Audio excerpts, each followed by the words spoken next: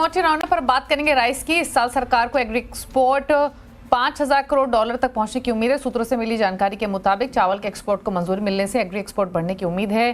क्या वाकई ऐसे हालात हैं? कैसे है चावल का एक्सपोर्ट? कितनी और कहां से आ रही है डिमांड और बाजार में कितनी बड़ी है भारत की पहुंच? बताने के लिए हमारे साथ मौजूद है all India rice exporters association के जनरल सेक्रेटरी पंकज गोयल। पंकज जी नमस्कार, स्वागत है आपका। सबसे पहले तो इनफैक्ट जो शुरुआती स्थिति है वो समझना चाहेंगे। एक्सपोर्ट ओपन होने के बाद से लेकर अब तक किस तरीके के ऑर्डर्स मिल रहे हैं, किस तरीके के डिमांड आउटलुक नजर आ रहा है?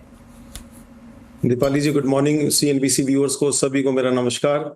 पहली बार एक साल के अंदर हमने काफी सारे इंटरव्यू इकट्ठे किए हैं, पर पहले इस बार ऐसा है कि मतलब हमारे ट्रेड के अंदर बड़ा खुशहाली का माहौल है और हमारे जो इंपोर्टर्स हैं वो गवर्नमेंट की पॉलिसी को समझकर उनके अंदर एक रिलैक्सेशन आई है। और ये रिलैक्सेशन इसलिए है क्योंकि हमने हर वक्त अपने मिनिस्टर साहब को, अपनी गवर्नमेंट को अप्रोच किया, उनको फॉलो अप किया।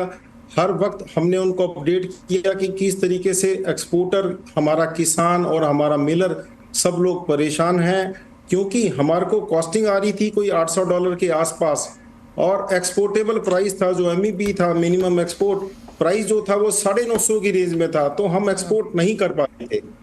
तो अभी मतलब ट्रेड के अंदर एक बहुत बड़ी खुशी है और ये किसानों के अंदर भी है, क्योंकि इसका डायरेक्ट इम्पैक्ट हमारे किसानों के ऊपर पड़ता है।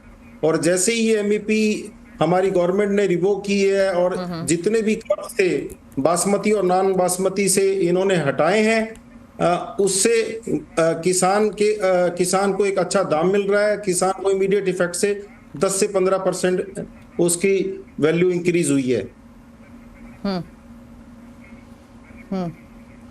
तो पिछले फिस्कल के मुकाबले कितनी ग्रोथ एक्सपेक्टेड है ओवरऑल इस साल? क्या एस्टिमेट्स हैं अगर राइस एक्सपोर्ट्स की बात करें?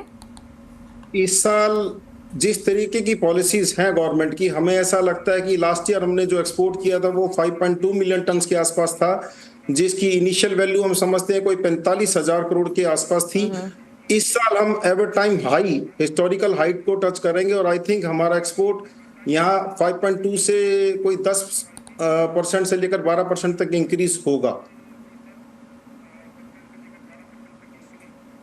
अच्छा, अगर हम नेशंस की बात करें तो जो पहले या फिर पिछले साल के जो जिस तरीके के ट्रेंड्स थे, बल्क एक्सपोर्ट स्पेशली अगर हम बासमती राइस की पहले बात करें तो ईरान, सऊदी अरेबिया में रहा था। आपने भी कंसिस्टेंटली पिछले साल भर में मेंटेन किया है कि हम एक्सपोर्ट दूसरे नेशंस में भी एक्सपैंड कर रहे हैं। जापान एक रडार पर है।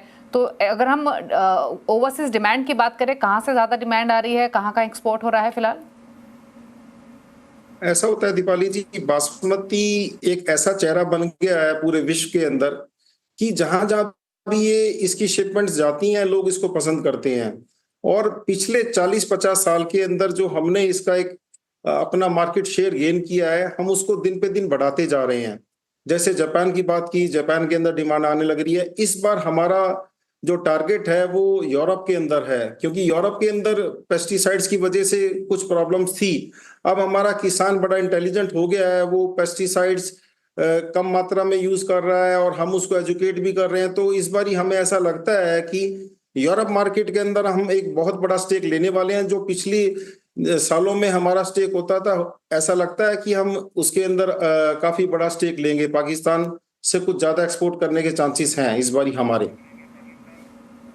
यूरोप मार्केट हमारे लिए एक प्रीमियम मार्केट है और इस बार हम यूरोप में एक बड़ा शेयर गेन करने वाले हैं।